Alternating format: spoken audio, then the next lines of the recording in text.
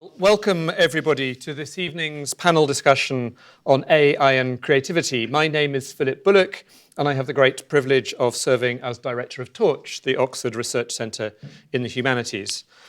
This event has been long in the planning and forms part of our annual headline series on humanities and performance. Since then, the topic has been given added impetus by the announcement of the new Schwarzman Centre for the Humanities, which will contain a major AI and ethics programme. We hope that today's discussion will represent a significant contribution to debates around AI by focusing our attention not so much on the philosophical, social, or political aspects of the ongoing digital revolution, although clearly these will play a part in our discussions, but we will concentrate instead on the creative potential unlocked by a new phase of technological innovation.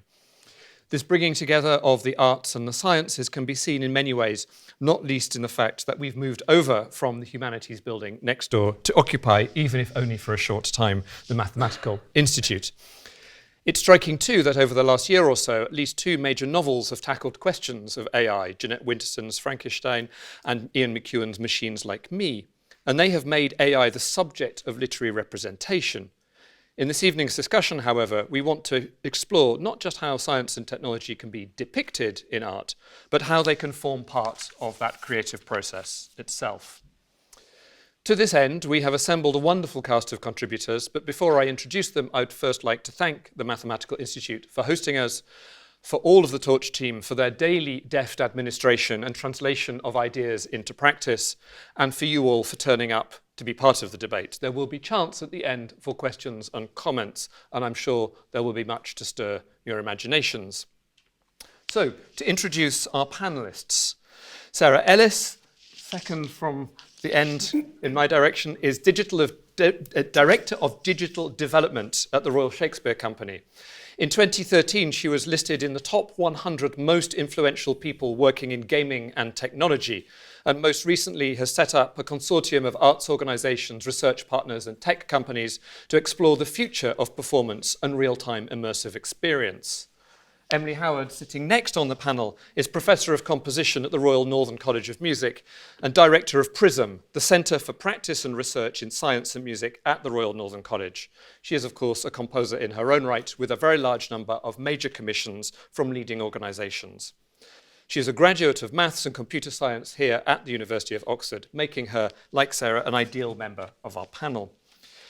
Our final member of the panel sitting here directly to me is Marcus du Sautoy, Charles Simonyi Professor for the Public Understanding of Science here at the University of Oxford. His most recent book is The Creativity Code, How AI is Learning to Write, Paint and Think. The panel will be chaired by Rana. Rana is a historian of China and director of the University China Centre. He also presents Free Thinking, the Arts and Ideas programme on BBC Radio 3, which goes out as the BBC Arts and Ideas podcast. My thanks to them all for agreeing to be part of the panel, so all that now remains for me to do is to thank them for coming and to hand over for Rana to chair the proceedings. Thank you very much.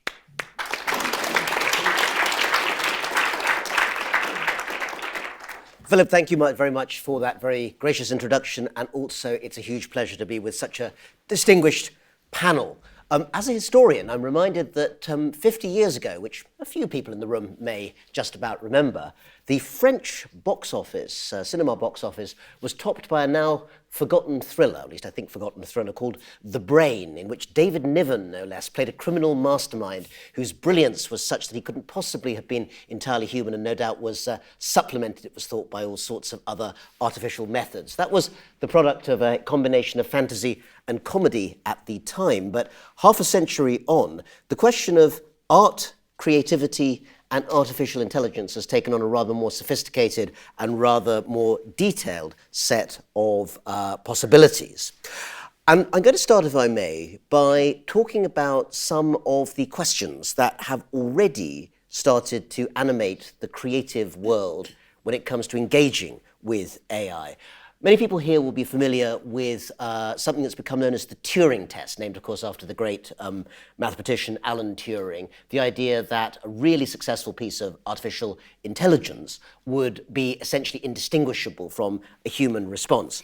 That has given way, in a sense, recently to a lot of interest in what's become known as the Lovelace Test, after the great mathematician Ada Lovelace. The question of whether a machine can produce something entirely original or whether it only reproduces input provided from outside. Now, Ada Lovelace, who we'll hear more about in just a minute or so, was in fact speculating that a machine could produce music, but she had a word of caution that it really, she felt, couldn't actually originate anything new. And this has now led in our own era to a test that an algorithm would have to originate a creative work of art such that the process can be repeated. In other words, it's not just a malfunction in the hardware, and yet the programmer, the human, is unable to explain how the algorithm actually produced that output. So that's the Lovelace test. It's a fascinating possibility.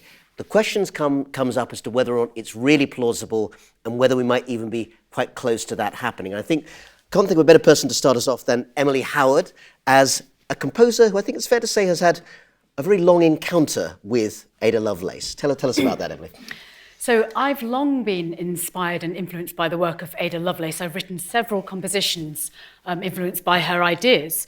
Ada Lovelace, mathematician, worked with Charles Babbage, the inventor of the analytical engine, the prototype for the world's first computer.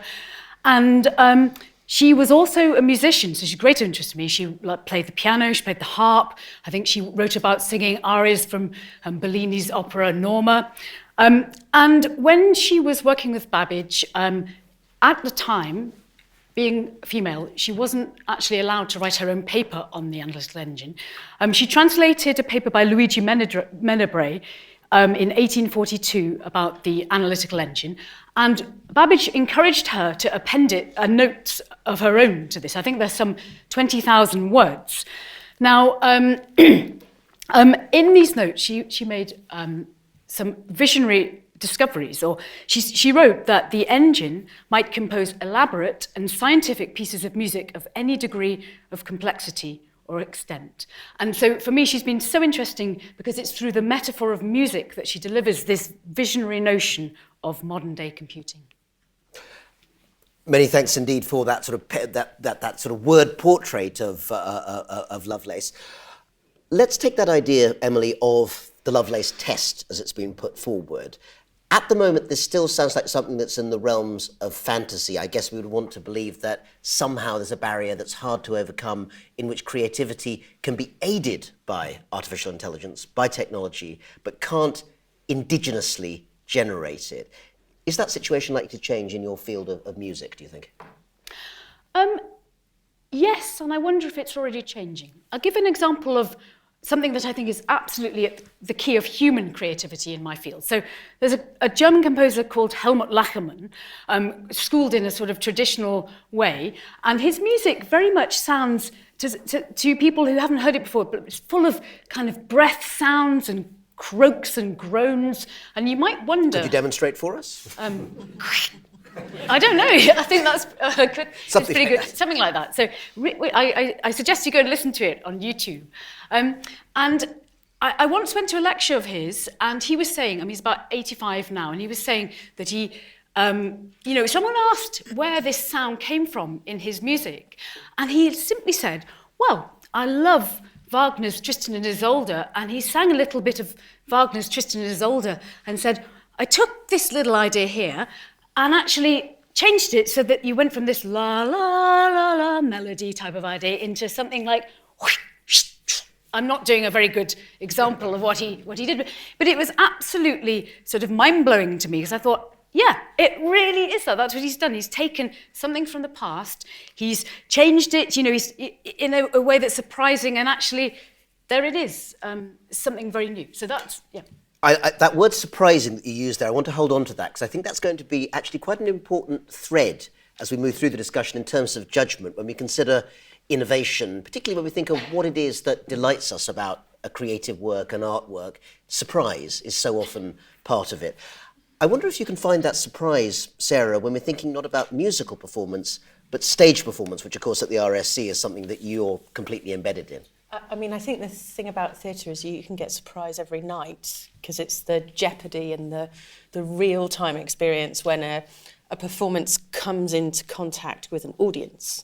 And it's necessary to have that audience connection, and the performance can happen repeatedly but feel different every time. So I think at the RSC it's no one person makes a piece of theatre. It's a collaborative shared experience in its making, and is also a collaborative shared experience in its execution. So in terms of looking at artificial intelligence and creativity, actually what we're at the RSC, the sort of digital strategy that I've been looking at is how do we use these new tools and technologies to extend the theatre making toolkit. So it could be a use of AI that comes into a process that informs the creativity of the piece, or extends the creativity of the piece, and it could be behind the scenes as much as it could be in front of people. And I think that's it's an interesting thing with theatre when we look at how we make it and how it is creative, actually. So could you draw on your own experience of practice, perhaps to give us an example, maybe not yet of something that has actually happened, because a lot of this is still in the realms of what might be possible, but where you see that possibility possibly emerging in terms of a particular example? Yeah, so in 2016, it was the 400th anniversary of Shakespeare's death, and we put on Shakespeare's last play, which was The Tempest, and we put a digital avatar performing in real time on stage, powered through motion capture technology, you'll see some slides here that you'll get a sense of it. But we didn't, it was not an AI avatar. It was created and driven through a human actor's performance. However, we did use AI to make the face more believable. We used an algorithm that would change their facial muscles, just like our normal twitches that make us more believable as humans in the design of the face. And we also used facial recognition for a small component of that. There's something around also how performing that character 150 times, how that interaction between human and AI algorithm would make that feel different. So from 2016, I think there's a lot of leaping off points that we can have now with artificial intelligence that we haven't yet explored, but I think that's the next step. But my sense of that would be that, for instance, if an AI avatar were able at some point in the future to improvise a riff or a move or something of that sort on stage, that will be the Lovelace test. Potentially. I mean, I think as long as it stands the test of its purpose coming into the experience, then why not? Well, that gives us a whole wealth of possibilities to come up with. So, Marcus, you have recently published a book called The Creativity Code, Novelty, Surprise and Value. So there's that word surprise again that comes into the assessment. And I think it's fair to say that we've talked about music, we've talked about stage performance. Board games, or actually artificial, virtual versions of board games, are one of the trigger points for the way in which you look at the question of the Lovelace test. Yes, because I think really the spark for writing that book, The Creativity Code, was seeing a bit of code do something which was very surprising, was incredibly valuable within the context of a game. And this was probably a story that people remember. It was the ancient game of Go that it's actually traditionally been very hard to program an algorithm to play. Much harder than chess. Much harder than chess, because there's a lot of pattern recognition on the board, a lot of intuition. Go players talk about the creativity of the game. And then DeepMind in London produce a bit of code that they thought could compete with the best, which is Lee Sedol. And it did ultimately beat Lee Sedol, which isn't actually too surprising because we've got quite used to algorithms doing things better than humans. Playing chess, it can do calculations faster than I can. But what was very important for me was seeing something which happened in the second game. It was a five-game match.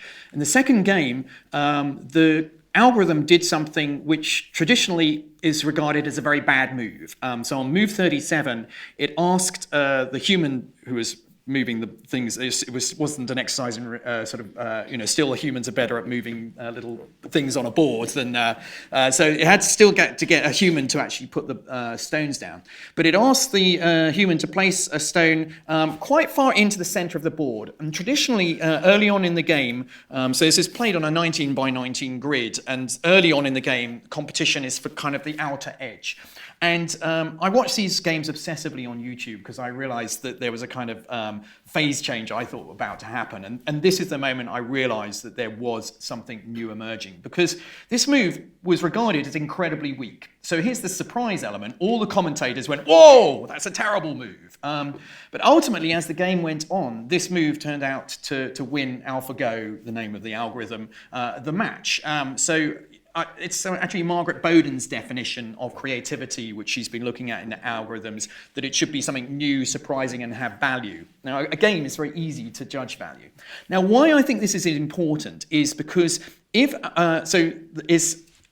illustrates a complete phase change in the way code is being written. In the past, when kind of Ada Lovelace was thinking about it, why she thought the Lovelace Test wasn't around then, would never be passed, is because a human is telling a machine what to do. So the human knows what the machine is going to do and therefore won't be surprised by it. But that has now changed. So we're not writing code in a top-down manner, but a bottom-up manner, where the code is allowed to change, mutate, evolve, with its interaction with data and playing games or hearing pieces of music, and it will gradually change itself. So now we're getting code that we don't actually know quite what all of the instructions are. So, for example, if a human had written that bit of code for AlphaGo and seen it saying, play on the 5th row in early on in the game, it would have deleted that line of code and said, that's a bad move. However, because the code was not written ultimately by a human, but by this learning process, that piece of code started to creep in, and it regarded it as something with value. So that, for me, is an example where the Lovelace Test, for me, has already been passed, because that is a move that emerged out of... okay, so you're going to say that isn't a piece of art. No, actually, this is something else, which this is, I know, pushing beyond probably what one should, but what you describe sounds a little bit like a genetic mutation. Is there any sort of similarity Very there? much so. I think we have things called genetic algorithms, which are basically... Now I'm frightened. No, but it is the idea of the survival of the fittest. So, and you learn from failure. This is the whole way that machine learning and deep learning works. That if it makes a move and it loses the game, it downgrades that particular choice of move. If a move actually wins it the game, that gets elevated within the code to be a more likely move next time round. So for me, that was the spark, seeing that this piece of code produced a move that any human would have deleted, was a trigger for me to see that something is new emerging, that machine learning is creating code that we don't necessarily know quite what it's doing, and therefore it has the potential to produce something that will be really interesting from us, maybe from a sort of more artistic viewpoint. Okay, but before everyone creative here basically packs up and goes home and lets the genetic algorithm do it for us, you do point out that there are variations in terms of the type of creativity which works well with this. And if I may briefly summarize, do come back on this. You seem to think that when it comes to visual art, artificial intelligence has something pretty good to offer. Music, Emily should perhaps be worried, you know, it's mildly successful. Writing War and Peace, not so much. Is that a fair division? Yeah, I was really surprised, because in a way I thought it might be the opposite way around, because traditionally in AI, visual recognition software has always been one of the huge hurdles. That our human brain is very good at seeing a picture and decoding the story in it, and in the past, AI was very bad. It would read it pixel by pixel. But that has been one of the breakthroughs of machine learning, is that it can recognize what's in an image. And if it can recognize, well, can it create? And there have been some very interesting examples of kind of visual creation, which I think have been quite exciting. Music, yeah, I mean, why did Ada Lovelace choose music? Because music is quite mathematical in some sense. That's why we've had this centre Prism set up at the Royal Northern College. We're looking at this kind of interaction between maths and music. But what was surprising for me was the written word. It's interesting that in Ian McEwan's book, the AI in there loves writing poetry. And haikus in particular. Now, if something's short form like that, it can often convince you that it's human. Actually, I did an event with Ian McEwan, and I asked him, well, so which bit of AI did you get to write the haikus that are in your book? And he said, no, I wrote them myself. So I thought it was a real missed opportunity. But for me, the interesting division here is the idea of time. That time is not so important in a visual. And so it seems to be very good at that. But once there's an element of time, so AI has been quite good at producing music which is locally quite interesting. There's a good story in my book about a jazz improviser where the AI learns on the riffs of the jazz musician and then starts to take his music in a completely new direction. And it's quite exciting. It stimulates, I think this is the point, it stimulates him into new creativity as a human. But after 5 minutes of this kind of it's quite nice. Isn't that all jazz? What? Isn't that all jazz, Marcus? Well, that's okay. But this thing just becomes boring after 5 minutes because it doesn't know where it's going. And that's the same with the written word, is that it's quite good at producing about 350 words. In fact, 350 words of my book is written by AI, and nobody's been able to identify which the passage is. Not even my editor at Fourth Estate, which I find a bit frightening because I think it's bloody obvious. It's so badly written. But maybe that says something about my... Yeah, okay, we won't go there. But I think it's finding it difficult to keep a long-term narrative going. And so I think the idea of time is something which is really... AI is finding quite a challenge. Yes, on the other hand, there may be, rather than War and Peace, it should be writing Finnegan's Wake, but we won't get into that at the moment. Clearly what you've opened up there, Marcus, is the fact that people are already using a whole variety of AI techniques and tactics to enhance what humans can do with creativity. And I think it's a good moment for me to turn back to Emily, because we've been saying that music is perhaps one of the sort of poster children in terms of where productive work can be done. Could I ask you, perhaps, Emily, to tell us a bit more about work you have already been doing, which actually works on this interface? Okay. Fire away. If our AI works, yeah.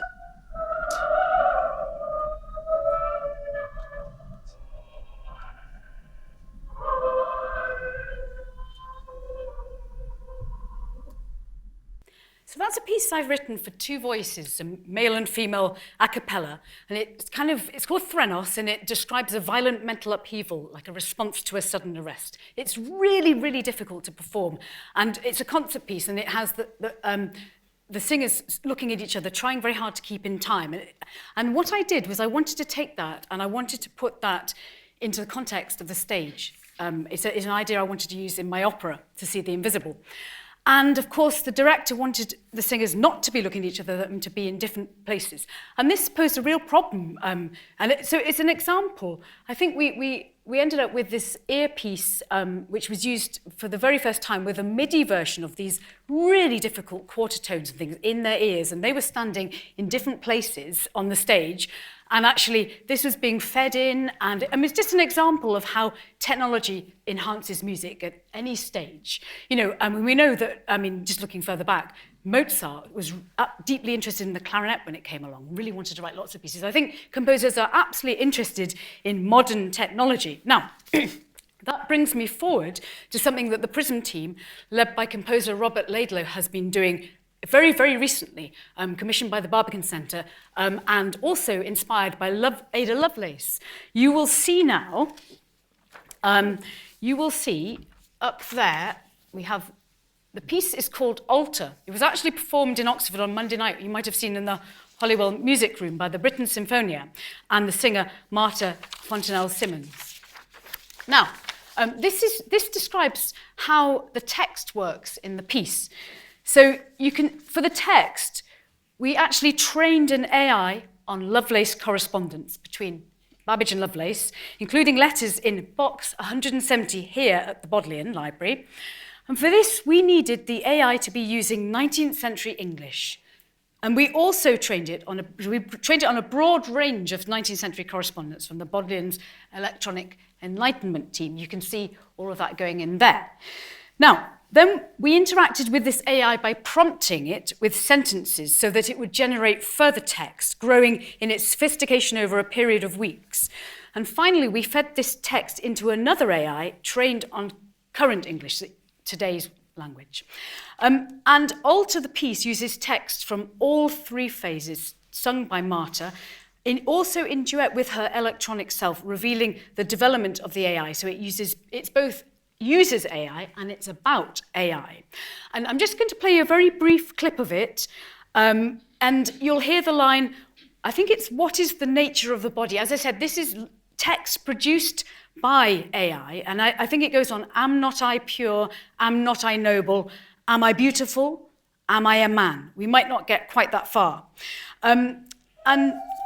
Sorry, go ahead, Philip. Yeah. Good moment.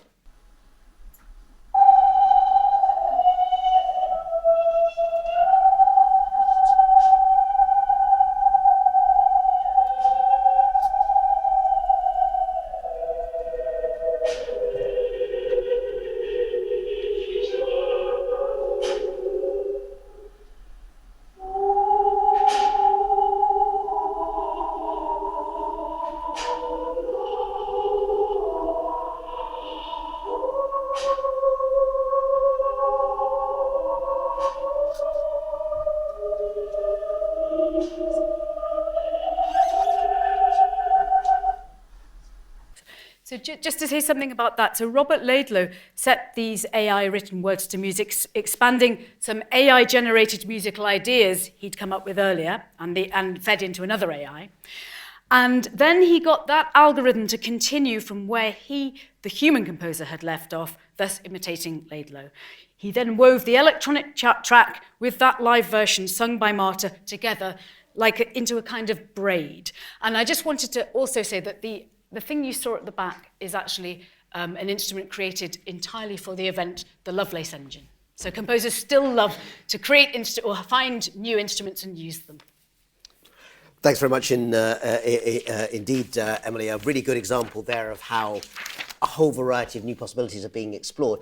We talked a little bit before we started, Sarah, about the way in which the stage can also take this on board. You showed us a little earlier that particular way in which an avatar could be used, but actually there are a whole variety of other ways also in which the digital and AI are being used to enhance performance. Yeah, we haven't, just full disclosure, we haven't done that on our stages.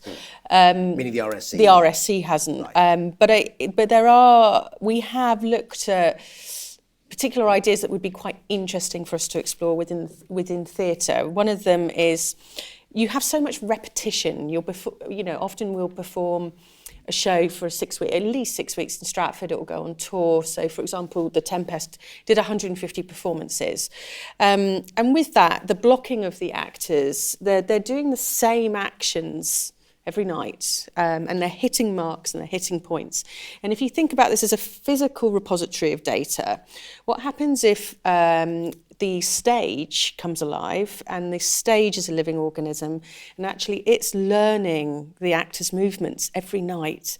And how could you get a synchronicity there around AI and the actor? One of the challenges and the perceptions around artificial intelligence within theatre is it's so human-centred. It's like we talk about one of the best forms of storytelling technology is the live actor.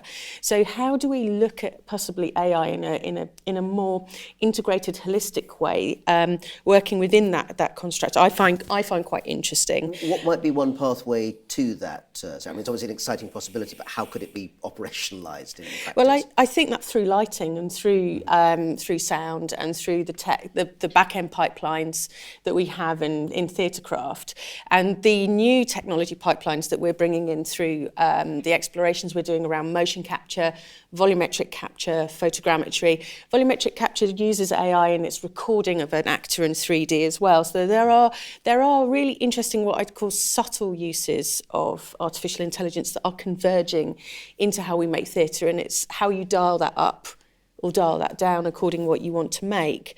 But there's something interesting around that we talked earlier about the Show Foundation and Holocaust survivors and recording of interviews of those survivors and having an interactive experience with them where you could ask a question and get a response to your question. So it wasn't it's pre-recorded video, but it has a learning style to it, and how deep you could go with that questioning. And I do think there's something around, and I think Marcus talks about it in his book so brilliantly, and it really made I hadn't thought about it before, But how could we potentially use AI to challenge debate and rhetoric, and how we might perform debate and rhetoric on a stage? And that's just interesting. Although in a sense, aren't we in that world, Marcus, already? Because of course one of the arguments about bots on Twitter is whether they're joining the political debate without actually having, of course, any consciousness of their own. They're basically throwing in things they've learned and attempting to basically, ignite a debate and anger humans who don't realise that they're bots. Yes, exactly. But I think this is really interesting because this is taking data and learning from that and pushing potentially, hopefully, into the new. But then how much can it go into the new if it's actually learning from old data? So I think this is sort of one of the challenges of this creativity. Isn't it just pastiche that you're giving it all this material, it's learning, and then can produce perhaps some more? I mean, in music, for example, AI music always starts with Bach, and the idea is you learn sort of Bach's style, and then you put something together, and it's kind of, can you tell the difference? And we actually did this exercise earlier in the year in the Barbican, where actually we worked with Rob Laidlow creating a kind of fusion piece where it went from human to AI, and it was quite hard to see. But for me, the interesting thing is, well, no, what about actually breaking out of that and showing us as humans a new way to do things? That interesting example of the jazz improviser, it was within his sound world what the AI was suggesting. So he recognized his style in what it was suggesting. The AI was just saying, well, you're just got stuck in a little corner of what you can do. So I think that's one potential in learning about stuff and saying, but there's so much more you can do with this. But I think one of the most interesting examples I saw in my research was something called a creative adversarial network, which got two algorithms sort of working against each other to create something new. So one algorithm was tasked with kind of breaking the mold of what it had learned. And the second algorithm, the discriminator, was saying either, no, you're too close to what we've already learned, or no, you've gone way too far and that's just not recognizable as art.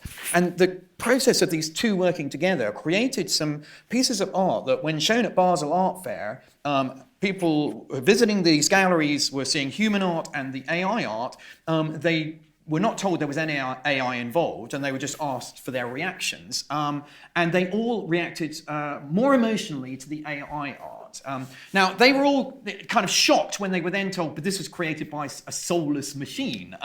And they felt cheated. But it's kind of interesting, that reaction. And I think that's why these kind of tests are quite good to explore your feelings about AI art. Because, if I told you a joke and you all laugh, and then I tell you the joke was created by a piece of AI, does that invalidate your laughter? I don't think it does. So their response was kind of interesting. But you have to remember that, why did they have an emotional response? Because actually this AI had learned on a 1,500 years of art, which is our emotional response to our environment. So there's a big database on which to operate. This was a new kind of filter on our kind of emotional world. So. So I was just thinking, Emily, I think you had a thought there. Yeah, I do. I mean, I have a colleague, Sam Salem, who works very much at the cutting edge of electronic music involving AI. Let me just read something about his latest piece, Midlands, for chamber ensemble, electronics, tape and video, which is both an exploration of the city of Derby itself and an exhumation of his experience of growing up there in the 80s as a non-white child of immigrants.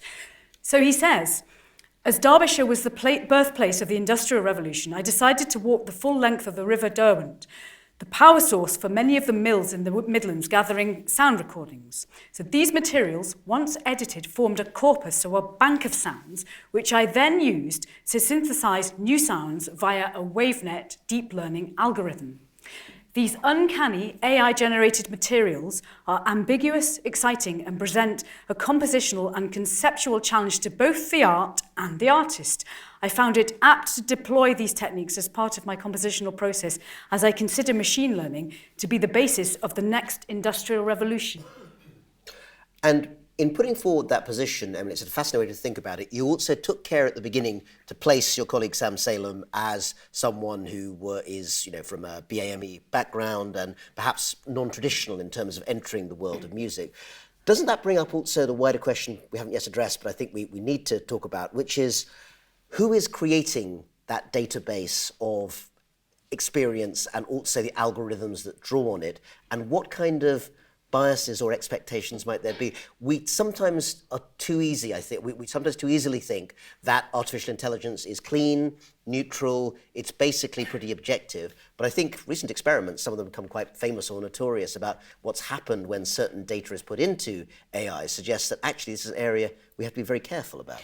We do, and I mean, just from the music front, I know it's incredibly easy to create these banks of data using Bach and using Chopin because they're there, they already exist. We don't have to work so hard to actually do that. And actually, it's worrying. We need to think about diversity. We think, but otherwise we are shaping the AI of the future. Sure. I also think in every technology revolution there is disenfranchisement, and if we're on the fourth technology revolution, which we supposedly are, surely we've learnt from the last three to think about diversity, think about inclusion, think about whose voice.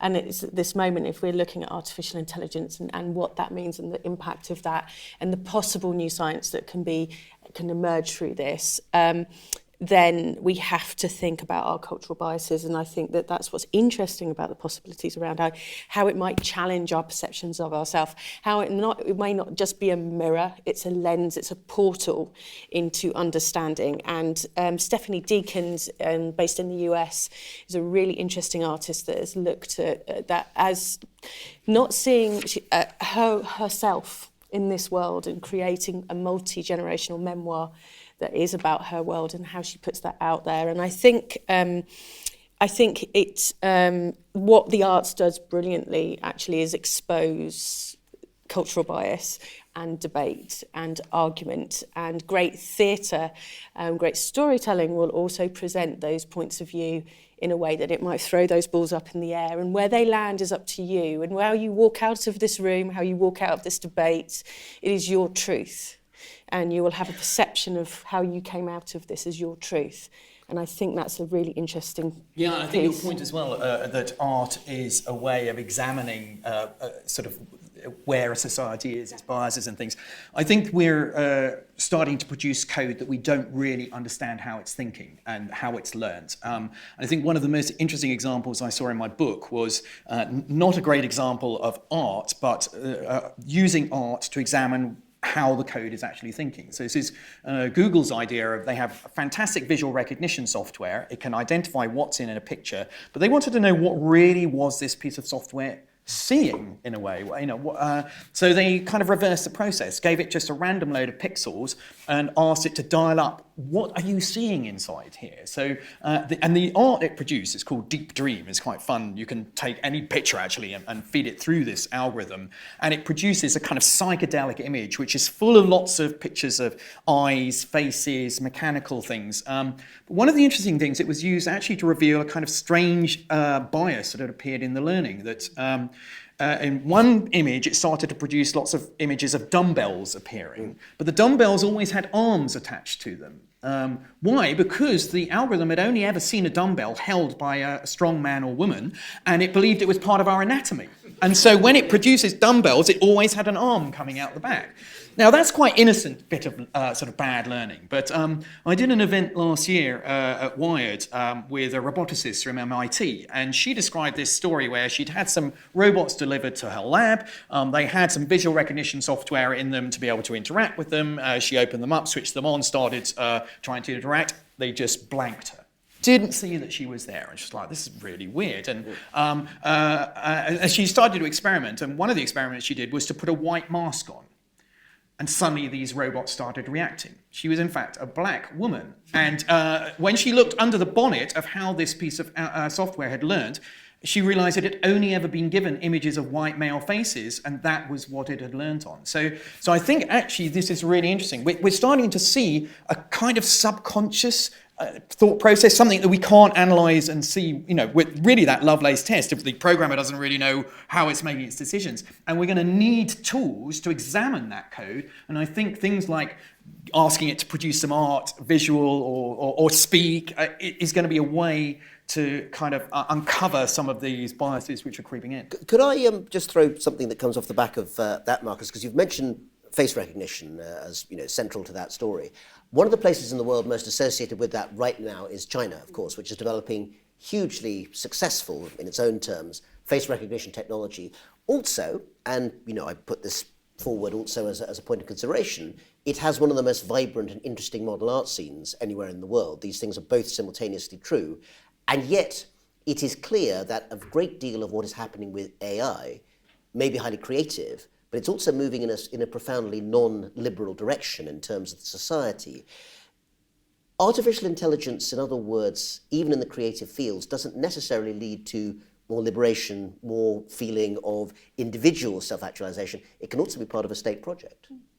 Yes, I mean, I think this is why we're having, a department just next door here, which is going to be examining sort of AI ethics and, its place in society. Because just as with any technology, there are, good and bad things. I mean, for me, one of the things which really frightens me is AI weaponry, for example. And in a way, the use of visual recognition software in China is a sort of being used as a weapon, but I think there are much more frightening things that could be unleashed.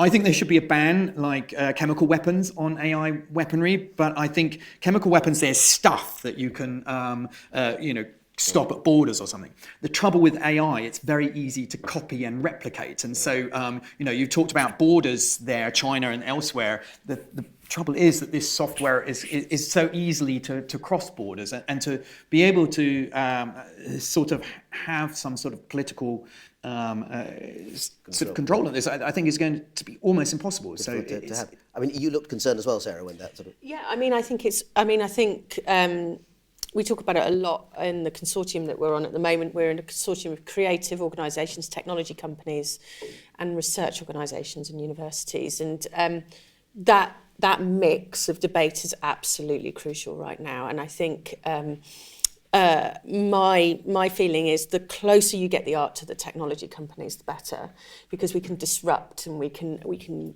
challenge some of the thinking and how these technologies are emerging. And any form of emergent media is going to be played out in the real world and be clunky and be tested and challenged there.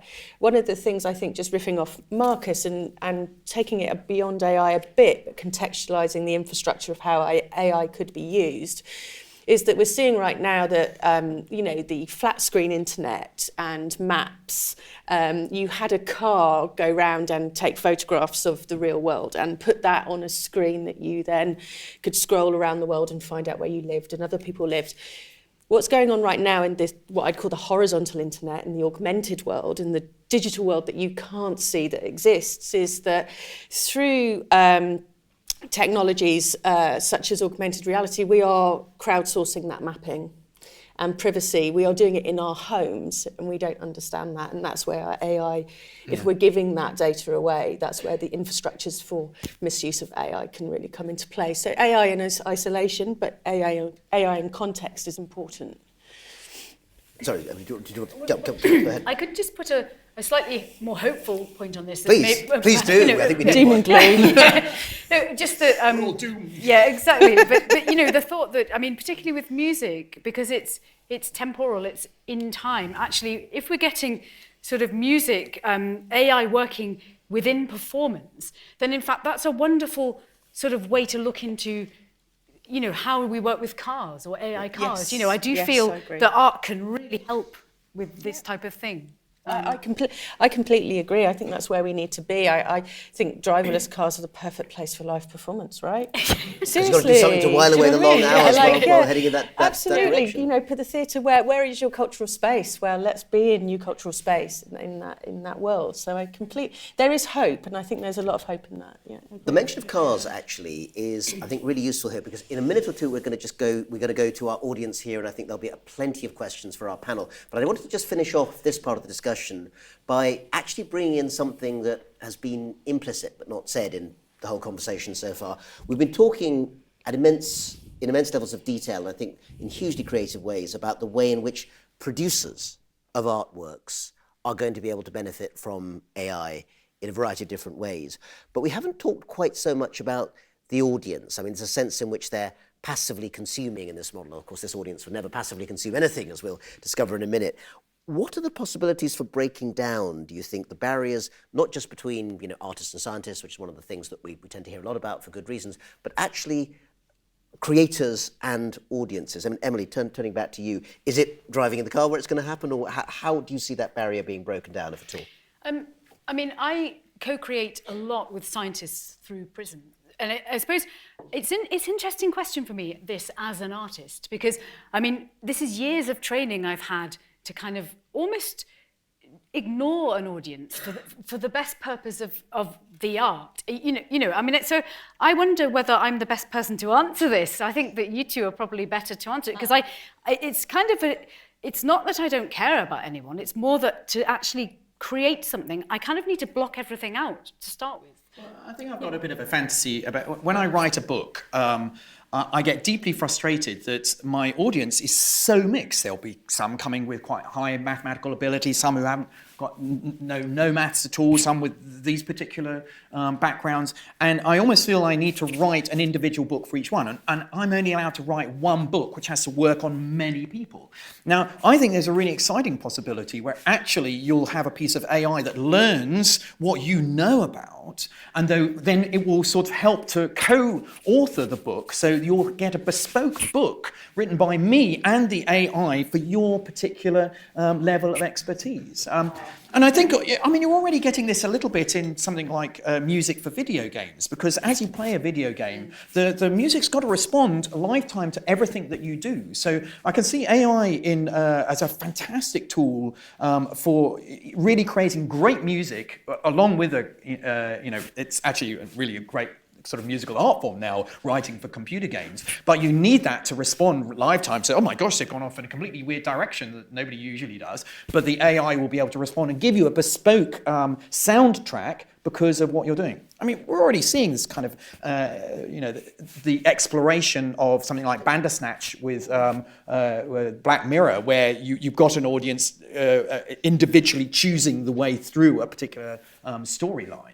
Just to push back for a second on that, Marcus, isn't the danger of that, as we've found with the cybersphere more generally, that it creates individualized silos and the collective experience of all sharing the same thing becomes much less? I think that's where the balance has to be, because you could say, well, just go on Wikipedia. You'll find everything you need to know and you navigate. But I think you still want guides. That's the point.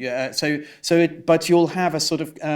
I think there's an interesting midway point, absolutely, where you sort of feel, yes, I am being taken on a journey by this author, but I'm getting something which is just perfect for where I am. So I don't think it will mean that there isn't a shared experience, because it needs to feel still authored by me in this. But I sort of feel there's an exciting possibility of a sort of... And hopefully not individualized adverts to go with it. But Sarah, in your case, again, talking about performance and audience is absolutely natural for the stage. Do you see again here that there are possibilities in terms of the next stage for what you do?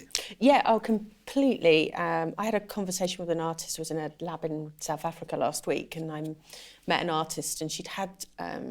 you forget your cultural bias around the privilege that you have through the passport that you have. And, with a UK passport, I had no problem getting in the country.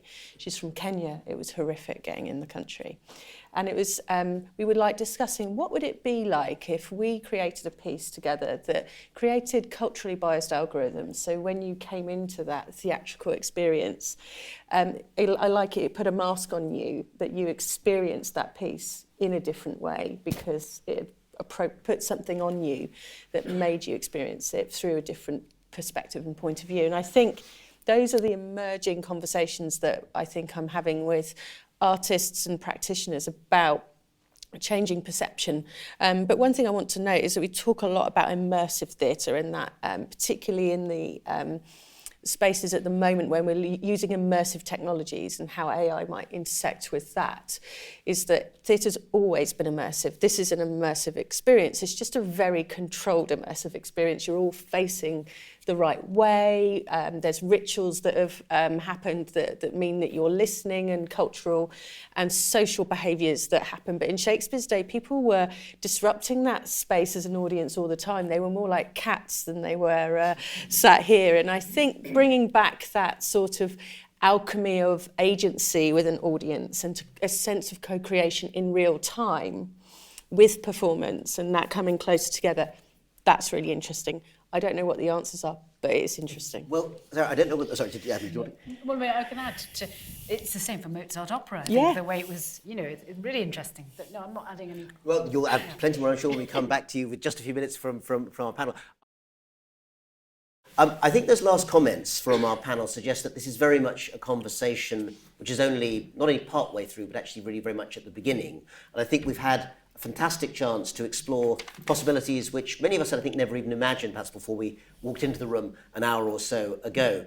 I can't imagine that it will be long before we engage in this again, not least since, as has been mentioned, the University of Oxford is going to be opening, within the next couple of years, a very exciting new institute on the ethics of artificial intelligence. So this conversation will become very central to what this university does, and I suspect that many here and elsewhere will be continuing to be part of that. For this evening, we're very grateful to all of you, the audience, for joining us here for this conversation this evening. I've had a wonderfully exciting time, and I think I'd like to thank our speakers, Marcus du Sautoy, Emily Howard, and Sarah Ellis.